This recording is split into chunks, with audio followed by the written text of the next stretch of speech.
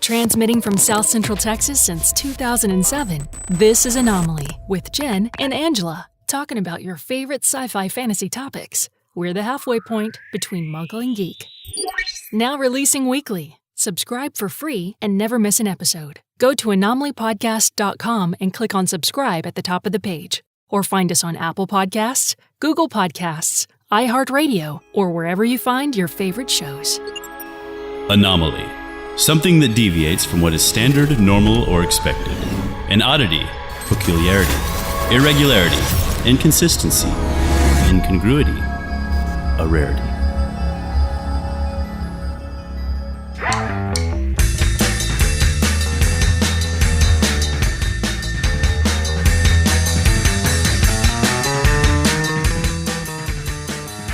Hello and welcome to the Anomaly Podcast. I'm Jen. R2 keeps Audrey Hepburn company on my desk at my home office, and I am an anomaly. My name is Angela, and I think sometimes I might not be an anomaly, and I am an anomaly. Everyone's kind of falling asleep around here, so I've got the Delilah voice going. I apologize. Smooth jazz. Smooth jazz. I think we could announce smooth jazz, Jen. Or like the Christmas station. We could totally pull off the delicious dish segments for any sort of... I'm actually always surprised when you bring that up because it's so dirty. Like it's so naughty, and you're not naughty at all. That's not, but that's all of Saturday Night Live was kind of that way. You can't avoid it. All right. So I'm excited. Well, first of all, we're going to sound the spoiler alert. Spoiler alert for Discovery Season 2, Episode 1, 2, 3, and 4. You've been warned. And that's what we're talking about today. Woohoo! Yes. I'm super excited. Are we going to play Television Junkie? We are. Hit it! I'm a television junkie, and the real world stumps me. I got a lot of problems. Why don't somebody solve them? Jim wrote that song. Brother, Season 2, Episode 1. Air date January 17th, 2019. After answering a distress signal from the USS Enterprise, the USS Discovery welcomes aboard Captain Christopher Pike, played by Anson Mount, and begins a new mission to investigate the meaning behind 7 mysterious red signals. Michael Burnham grapples with her past growing up on Vulcan with her foster parents and brother Spock. And Season 2, Episode 1 addresses many of the complaints fans made about Season 1 by circling back to Trek's original mission to seek out new life and new civilizations. Yes. First season was not completely annoying, but there were some annoying things. So what did you think of Christopher Pike? He kind of brings a new, like a fresh vibe to the show. Mm-hmm. And right off the bat, Discovery feels more hopeful, open, and positive with him in the captain's chair. From that point where he says, I'm not him, I'm not Lorca. Oh, okay. He's telling everyone that. Yeah. No, but he's really, also he's talking to us. He's talking to us. This is going to be different. People relax. Everybody just chill out. Everything's going to be fine. Out. Yeah, and I like how it's not only about him getting to know them, but us as well, and that they've really gotten to be like a bigger part, even in these first 3 episodes. Some of the other crew members, you really are starting to kind of get to know them, and they're interacting a lot more, so I think that's super cool. Stamets, his heartbreak is heartbreaking. Ugh. And I hope they don't leave him in that state. They need to, He's coming around. And I hope that at some point he's comforted by the fact that maybe, like, Hugh is living on. But I'm not sure where they're going with that. Yeah, let's talk about this when we talk about episode 3. Well, that conversation that he had with Tilly was really touching, where she says, I understand why this place may be haunted to you, but maybe it's good haunted. Maybe living with ghosts and energies that are bigger than you are is why you love science. His response to her is, Tilly, you're incandescent. You're going to become a magnificent captain because you do everything out of love. But I need you to repeat after me. I will say, and she goes, I will say fewer things. What's funny about that is that, like, the next day I ran into my friend, because I have a friend at work that does watch Star Trek, and she was like, you're Tilly. I am, because there's 2 reasons. 1, because I can't shut up either. And 2, because I don't have a poker face. Like, no, I don't really even try anymore. Like, sometimes I do. And it takes a lot of energy for me. Everything that I am is always out there for people. That's good, bad, ugly sometimes. But that's who I am, you know? and it's okay. It's nice to have someone to identify with on the show. I mean, there's just so many cool things about her, and the fact that because she's in a way the anti-officer, but also the perfect officer. It's such a cool combination of things. And then also in episode 1, we meet Tig Notaro's character, the engineer. Yes, the cantankerous female engineer. She's amazing, perfectly cast and perfectly written. It's like the perfect example of writing and casting put together into this beautiful poetry. I mean, she's amazing in that part. What is the name? Oh, Jet Reno. What an amazing name. It's the most Star Trek name I've ever heard. I know, right? So great. And she's amazing. So I hope that she comes back. I think she is. I hope so too. They have shown us that when we fall in love with a character, they try to keep them. That's like Giorgio. I mean, she good. Comes back too. The moments of comedy, I think, were perfect. Yes, much better ones. Everyone has a punchline in this, and it's well done. It doesn't feel forced. It feels natural. It feels like they're friends, you know, and they're comfortable with one another.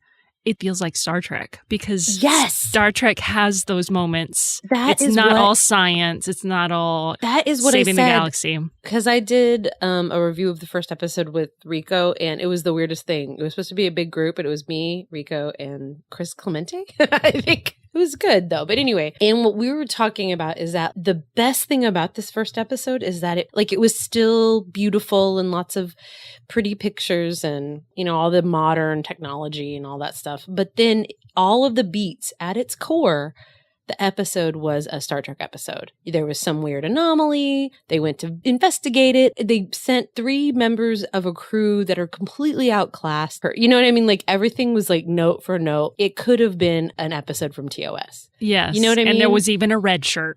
There was even a red shirt, and it was like the perfect red shirt because he was in a blue shirt. I was so glad when he died because it was like, someone get rid of this dude bro jock. Please. I did not miss him at all. Not at all.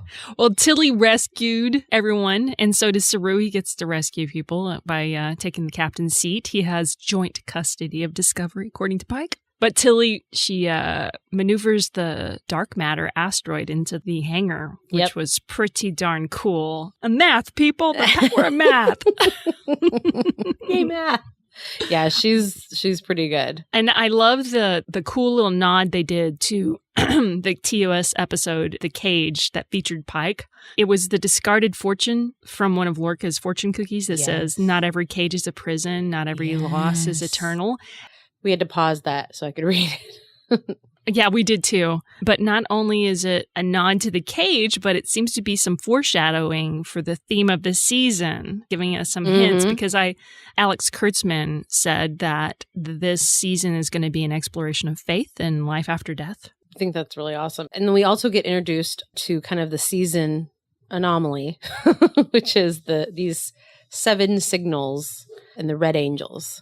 And then also we get introduced to a little bit of backstory between Michael and Spock, which I'm still skeptical of the whole thing. It feels forced to me. I'm willing to go on this journey, but it is with a little bit of a nagging. Because you don't want them to mess up what we know about our established characters just to shoehorn this series in. Yes, that is exactly. I hope they treat it with some respect, and they're careful of what they've already set up. But I want to see more of Amanda because she's always just a little dash here and there in the old series. Agreed. I like her. I'm very excited about that. New Eden, Season 2, Episode 2. Air date, January 24th, 2019. A new signal appears, prompting Stamets' emotional return to the mycelial network and leading Burnham, Pike, and Awasekin to a pre-warp planet where they face a complex ethical dilemma. Tilly's over-eagerness lands her in trouble, but when the planet and Discovery's landing party are threatened, her curiosity may be the only thing that can save them. So this episode was directed by Jonathan Frakes, who we love. And I could tell from the beginning the way the cuts were and the way some of the camera angles were that it was definitely him. It reminded me of some of the interesting camera work on, what's the episode of TNG where they are in the loop and they keep going through the same day over and over again? Do you remember that one? There were a couple like that. Well, no, there's the one where they run into Frasier at the end. That's the one I'm talking about.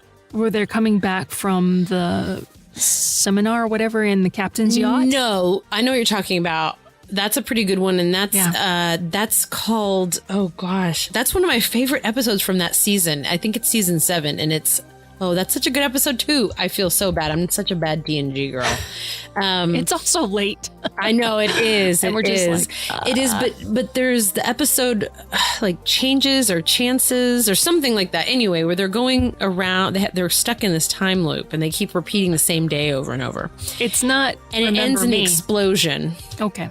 And each loop ends in an explosion. Yes. And hold on, I'm gonna have to look it up because is that the one with Tasha Yar? It's literally one of my favorite episodes. And there's no episodes with Tasha. Okay. You're thinking of Yesterday's Enterprise. That's a different one. I love that I knew exactly what you were talking about. I thought it was. Cause and Effect is good. There's a similarly named TOS episode, so I was thinking I was getting the name wrong. But anyway. Well, and the reason I thought of it is because since they basically lived the same day over and over again, he did a lot of cool camera work to kind of show the different, the show that time is passing even though it's not passing. And so like, they had this poker game and it played the same every time, but then like there would be like a funky camera angle and some funky ways of looking at it and show how like when you would void something happen, it would happen again. Sometimes things just happen the way they're supposed to happen. Anyway, so like that kind of sensibility is my point. The things that I recognized in this episode, that was a very Jonathan Frakes thing. And then it was cool seeing some of the behind the scenes. Did you see that Marina Sirtis was on set? I saw the pictures of her with Jonathan Frakes. Yeah, so that's somebody cool. I saw on the Treks and Sci-Fi Facebook group had said, I forget that they're not married in real life. I know. Well, I mean, I know, but it's kind of like Jim and Pam from The Office.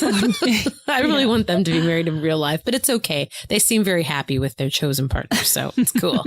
It's cool, sort of. All that matters is that they're married in the Star Trek universe. That's all that matters to me. They don't even have to approach that, by the way, in the new Picard series. You don't even have to talk about it. Don't talk about it at all, and we'll just all assume that they're married. And they're living happily ever after with tons of grandchildren. So just leave it alone.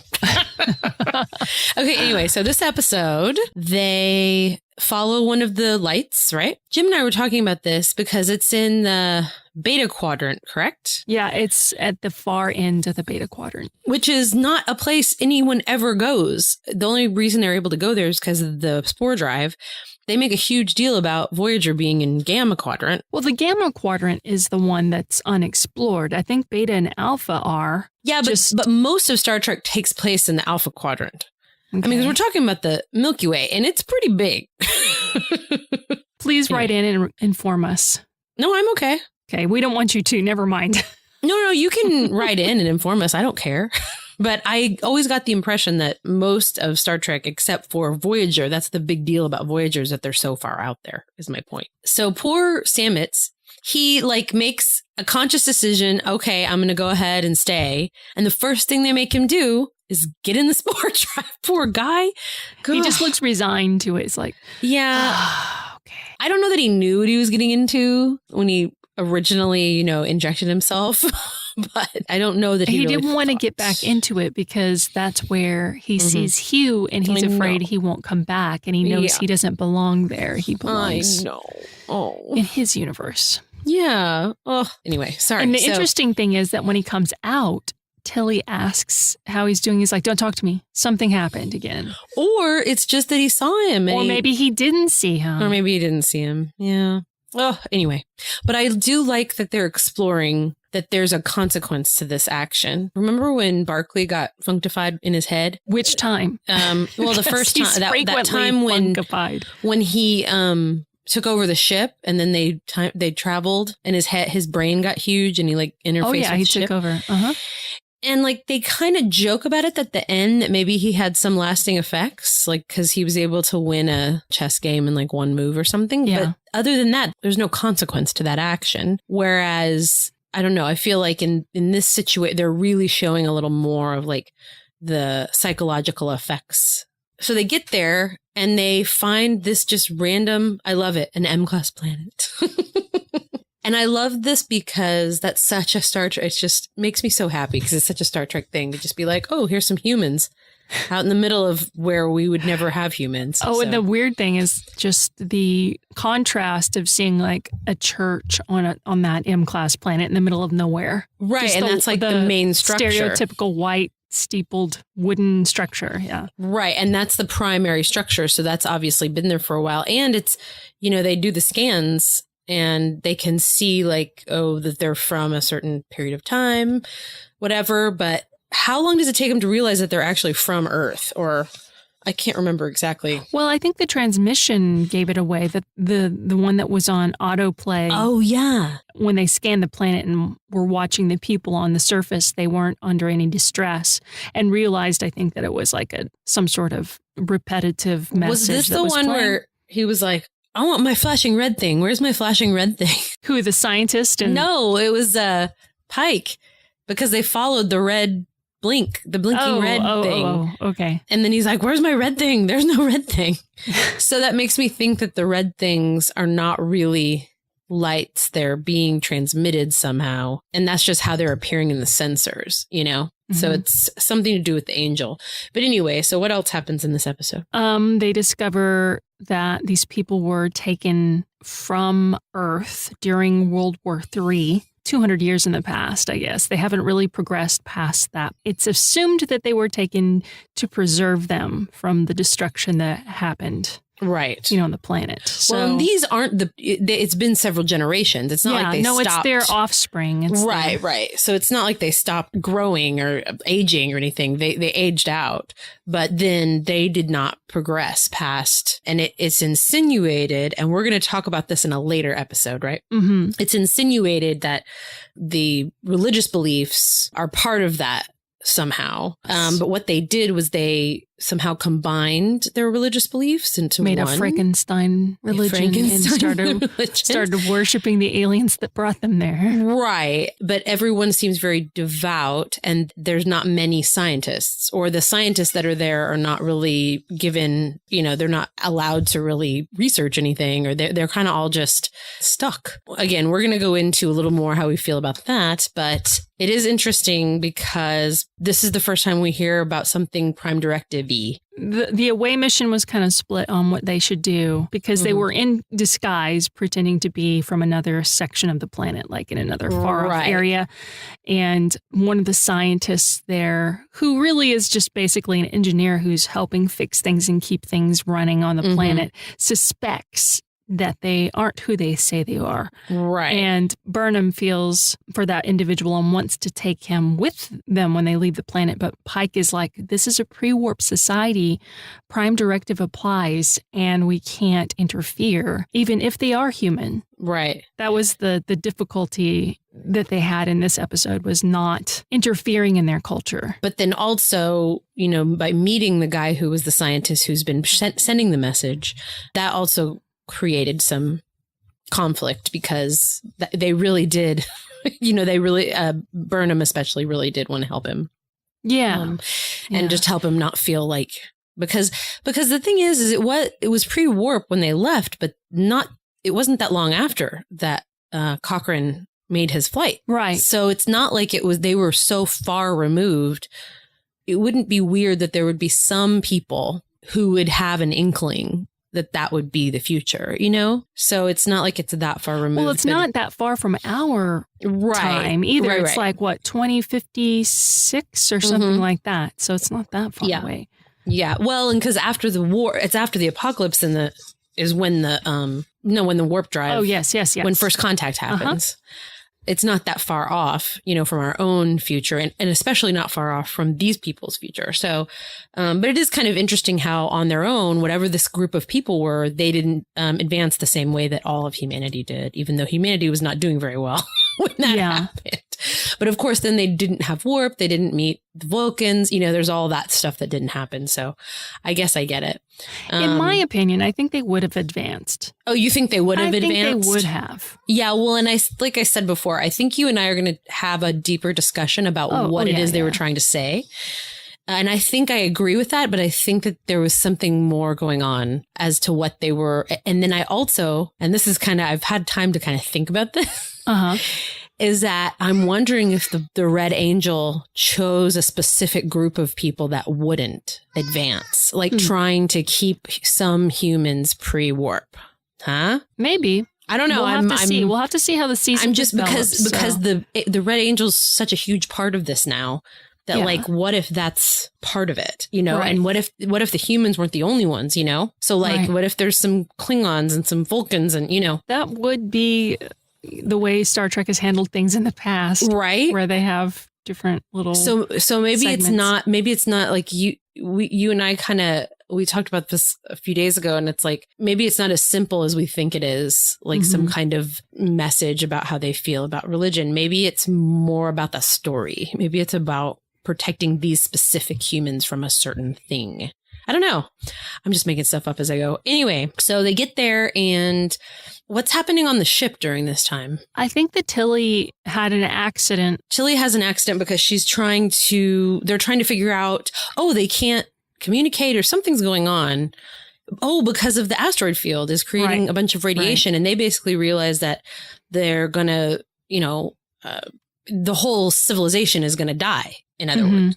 And so they have to kind of do some technobabble. Oh, yeah, this is the donut. The donut. I love it. That's the best part of the whole thing for me. It is. And Tilly had the greatest idea. And is this the one where she was like, math, everybody? Yes. Math. No, wait, that was the episode before when they that was the one before. Asteroid. Well, the power of math, everyone. The power of math, everyone.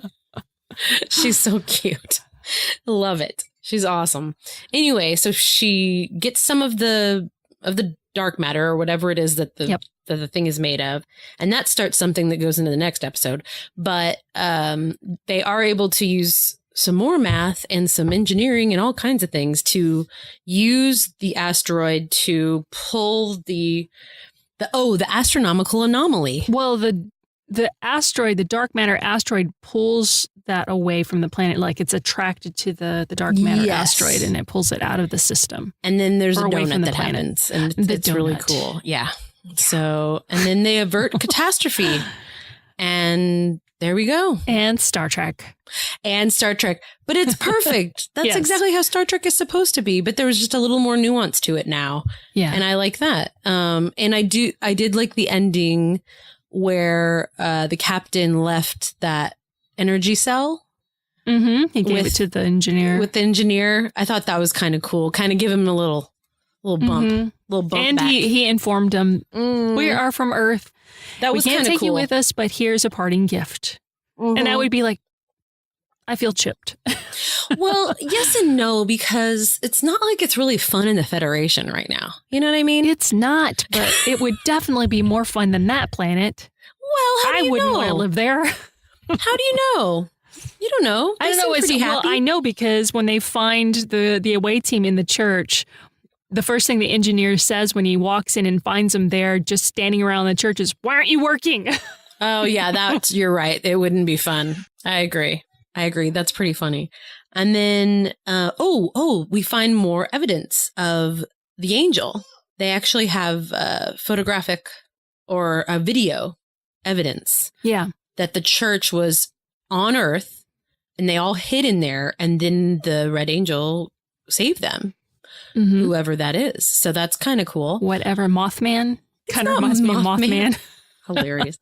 So, and then also we get like Tilly's friend at the end of this episode helps her solve this puzzle. And then she realizes that she's not really there. She's not sure at that point if she's imagining things just going crazy because she got bumped in the head or what. That girl appears to her and she just thinks she's it happens so fast. It seems like she's there. Yeah. And then she looks up. She's like, you know what? I don't think that person belongs on the ship.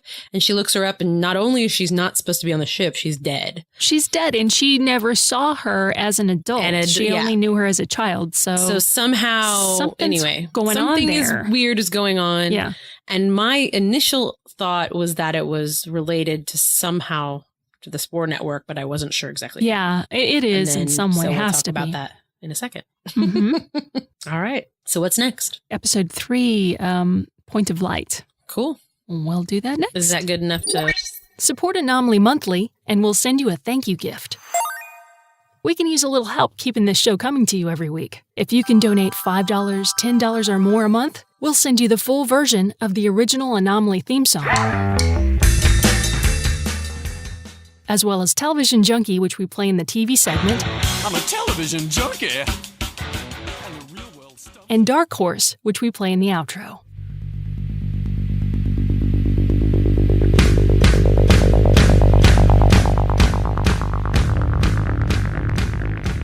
Angela's husband, you know, the guy that reads the Anomaly intro, he wrote that stuff, and he plays bass in the tracks. His band, the Illuminati, recorded it back in the early 2000s when we were students at Southwest Texas State University. That's authentic Texas punk, y'all, and it's yours to jam to whenever you want when you become a sponsor of Anomaly. We'll also thank you on the show and add your name to a supporters page on the website. Just go to anomalypodcast.com and click on Donate to select your way to give. Thanks so much for your help. We love you people. Special thanks to Rick P., Rick M., Amber, and Stephanie for their continued support of the show. You know we can't hear you, right? Send your voice memo or email to girlygeeks@gmail.com. Or call our voicemail line at 432-363-4742. Episode 4. Annabelle for Sharon. A mysterious sphere threatens the USS Discovery, even as May, in her original form, implements a plan that puts Tilly's life in danger. Saru and Burnham's bond grows when Saru is forced to acknowledge a deeply unsettling Kelpian truth. Pike receives new intel on Spock from a loyal friend.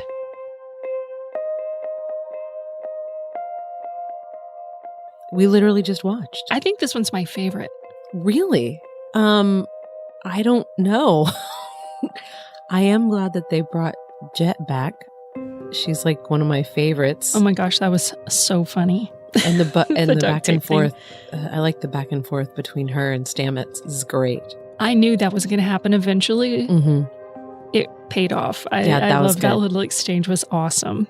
I think that I'm hesitant to say that I liked it. I'm hesitant to say I enjoyed it the most because I'm not a fan of messing with Tilly. I'm like really stressed out about it. She turned out Tilly okay. alone. She turned out okay. Nuh-uh. Yeah, she did. Well, the drilling thing was uncomfortable. She's lost in the network. Oh, yeah, that's right. Dude, Yes, I'm sorry. She's lost in the Upside Down. that's not okay. No. We know how these things turn out from watching Stranger Things. Although I'm very excited how the Saru thing turned out because, like, I genuinely thought they were just going to be like, let's Joss Whedon this crap and kill him off. And I was like, I'm sucks. so relieved. But how cool is it? I did love this part of the storyline because he was also, like, not a character I didn't really, like, I care about him, but, like, I don't know. There was just something about the character. He's too uptight. Yeah. I don't know. Anyway, but I really liked this idea that because he's away from his world, that, and I love this. I love this idea that he now represents the next stage of their life cycle that none of them even know about. Right, because they've never been allowed to progress past that stage. How kick-ass is that? Like, that is so, I mean, that just brought that character from meh to amazing. Like, Yeah. in one episode. And he That's has purpose so now. cool. My gosh. I just love it. But I was like, oh, now we know he's like super smart and he can speak a bunch of languages. And now we're going to kill him, you jerks. And I was so mad. But oh, wow, that was a great turnaround. That was amazing. I can't believe how great that was. That's why it was my favorite, because it made me Agreed. feel so many things. And I think that's a mark of good writing. When you can make me feel stuff rather than annoyance or anger. And also, how cool is it that they, the original mission, it's not just the original mission of Discovery, it's the original mission of Star Trek, is knowledge and exploration. I love that. I love it. I know you're so excited for an episode you were not sure about. I really wasn't. I'm still upset about Tilly. She'll be okay. I All mean, right. she's like the star now. I think she's kind of stolen the spotlight. No, I don't think so. I think mean, she's like everyone's favorite. She's awesome. I don't know. I think Jet Reno's awesome too. I know she's inching up there. She's a dark horse favorite. I really like her. And I'm just really liking everybody now, like everyone. I was going to say the Sphere I thought was super interesting too. I can't wait to figure out what they're going to learn from that. And also the entity that crossed over from the network that was posing as May. What an interesting reason for them to, for it to risk its life to come over. But now it also seems a bit evil. I don't know that it's evil, but it's like, you remember the episode of TNG where there were those warp sensitive creatures that lived in the certain part of space, and they were basically screwing with everyone's warp drive because warp drive was basically tearing apart reality or something. And so it's like, to me, it's similar to that, where it's like, nobody was trying to hurt them, but like people will do, all creatures are going to do what they need to do to survive. And I think that's all this creature is doing. Of course, we don't know, because it does seem like the tactics do seem a little bit menacing. So we shall see about that. I like it. Yeah. And just the fact that it does also remind me of the Demogorgon's, world, nasty biological drippiness is kind of a lot of drippiness. Yes. I like it. I like to get Anthony Rapp singing. That made me very happy. Oh my gosh. I just love him. I'm just like so fangirl of him in life, like has nothing to do with Star Trek. Yeah. I'm just a fangirl of him in life, and it's just amazing to see him doing this. Like that makes me emotional. I know you texted me that you were emotional. Yes. Probably not for the same reason. Well, no, I got goosebumps whenever he asked her to sing her favorite song, Tilly, and she started singing Major Tom. And the hair on my arm started standing up. I should have known because of the social media posts of them singing it in the car. The actors singing it in a car. But seeing it in that scene, that setting, in the future, it just kind of, I don't know. It spoke to me in a way like that we're going to get there one day. That's part of our future. Love how they've split up like the Geordie and the Scotty into these kind of three people who have these amazing You're so quirks and abilities with Tilly, Stamets, and Jet Reno. Those three people having that like engineering magic role is so awesome. And I'm just loving how they're doing that. It'll take 8 hours, Captain. You've got 3, Anyway, it's like, I just love it. I love that they are doing it. This also, like, if this is a real danger in the network, it does kind of give some explanation to why maybe we've never heard of it before. Exactly. So I like if they're going to go that way. That makes sense. And this was so exciting. We totally forgot the beginning of the episode with number 1. She looked amazing, by the way. You're right. And she did such a good job with that kind of restrained awesomeness of Majel Barrett, there is that, because she's a model and she's beautiful, just like it's tall a hard and act beautiful to follow and amazing, and it's like yes, that was great. And I love how she ordered a hamburger with lots of right hot sauce. That's awesome. And he didn't refer to her by name, he just called her number one the whole time. I love it. I wonder if we'll find out what her name is. I think in the book series she had a name, but I don't remember what it is. If you know, write in and tell us. Please. We know you will. We hope you will. Yeah, and I love the through line and even the title of the episode, Enable for Sharon, I think. Sharon. It's the coin they put in the mouth of the dead person that's supposedly crossing the river Styx in Greek mythology. Love it. I love it. Obviously they're carrying on with their theme of they're getting back to life their and roots. Death. Yeah. So far everything has been getting back to what is good about Star Trek, and that is like, and you can do that without sacrificing effects or action or any of that stuff. You can still have all of the cool things, and you can still be Star Trek. And they're they're proving that right now, and that is making me very happy. But just don't screw around with Tilly too much, okay? They won't. They won't. She'll be back in next episode because the way things are happening here, they tend to resolve conflict really quickly. Like they don't leave it hanging for too long. Good. So, but anyway, yeah, that was our thoughts on episode 4. I'm a television junkie. That concludes our little 4-part review of Star Trek Discovery's most recent episodes. And if you liked any of them, or if you have anything to add to our conversation, this is your show too. Chime in and let us know what you think. And you can do that by calling our voicemail line at 432-363-4742, or you can record a memo on your smartphone or iPad and email it to girlygeeks@gmail.com. That's girlygeeks with a Z @gmail.com. You can also write us like an old-fashioned typewritten email too if you want, although we want to hear your voice. All right.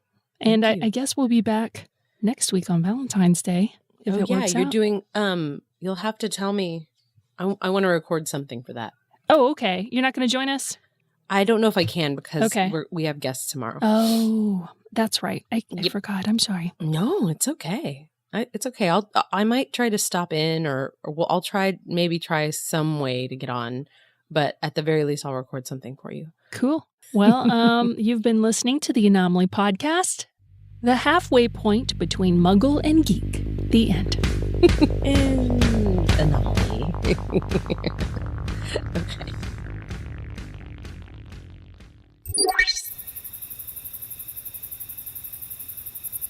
You're still listening? You are hardcore. If you're new to Anomaly, we're glad you found us. Be sure to subscribe so you never miss an episode. Head over to anomalypodcast.com and click subscribe at the top of the homepage. That's ANOMALY podcast.com. You'll find all of our episodes on our website, including the ones we've archived. And if you're curious about us hosts, check out our About Us page to learn more. There's a lot of cosplay pictures there, too. We'd love to learn more about you. Tell us how you found us and what part of the world you're listening in. Email a note or send a voice memo recorded on your smart device to girlygeeks@gmail.com. If that's too much to remember, we have a contact field on our website, too. And don't forget, you can always call our voicemail line at 432-363-4742. It may take us a day or two to get back to you, but we never ignore email. Ever. Join our Facebook public group. It's full of friendly anomalies just like you. And Angela and I are usually there posting and commenting as well. Just Google Anomaly Podcast Public Group and boom, you have a link.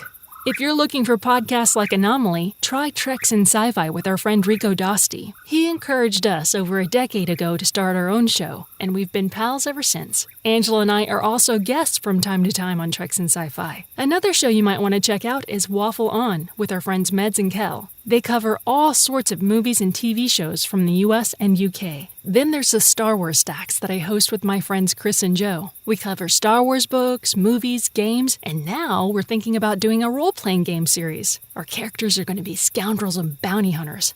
Joe also has a show called The Upper Memory Block. If you love DOS and pre-Windows XP gaming, Joe's show is for you. And if you like audio dramas, there were 2 series that I played characters in that you might like. Nova Babylonia was a Babylon 5 fan series that Tony Lund created. I played a pain-in-the-butt embedded reporter named Ross Jones in the last 2 seasons. It's ended now, but it had a great script and it was well-produced. Then there was Star Wars in the Shadow. Dani Papin wrote and produced that miniseries. I played Guri, the human replicant droid, and Black Sun Assassin. You can Google all these shows or find them on Apple Podcasts. You're still here? You are an overachiever, my friend.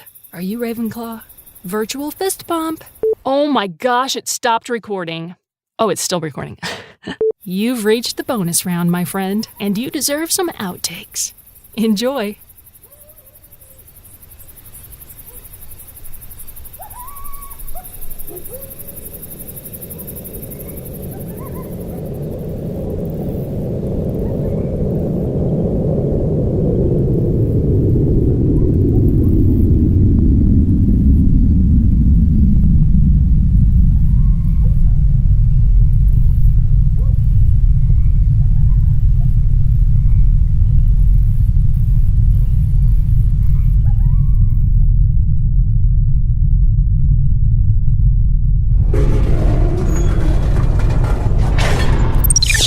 I sometimes get in conversations, and I've realized this has happened as I've gotten older. I don't know that this would have been the case when we first started, but I kind of want people to know how weird I am now because it's so boring to talk to people who aren't cool. and you know, somebody has a passing interest in Star Wars, and I'm like, oh yeah, I bought my son the Darth Plagueis book.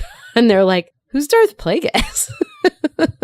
And I'm like, oh God, I've already revealed myself. Should I cover it up? Should I try to play it cool? Nah, I'm just going to go with it. And I'm like, oh, Star Trek Discovery starting. I got to go, guys. I was not an anomaly yesterday. It was just all muggles and me. The guy who was making the presentation kept dropping these like super nerdy hints, and I never got to talk to him, but he did like some deep Futurama references. And then he did something where he was messing on his computer, and it kind of revealed that he had named something Starbuck. You know, he's like trying to fill time because his computer's messing up. And he's like, so has anybody watched the new Battlestar Galactica? I mean, Battlestar Galactica, even the new one is like 15 years old now. Yeah. And so the best part of this whole thing is that I kind of slowly raised my hand and he wasn't even looking. And then our friend Mark, who's a Star Wars nerd, but he's not really into Battlestar, he just yells, "She has!" And, like points back at me. I'm like, oh my gosh. That's a celebratory.